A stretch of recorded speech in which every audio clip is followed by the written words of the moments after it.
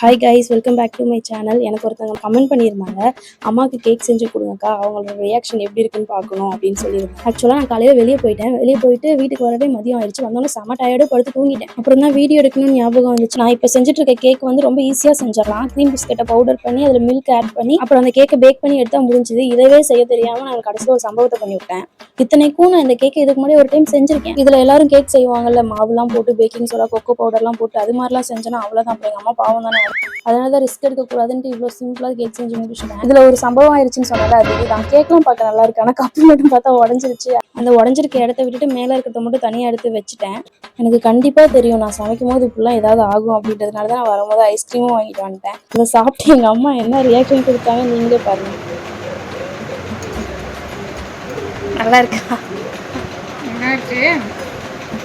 சாப்பிட்றது வேற யாருக்கும் கொடுத்துறாரு.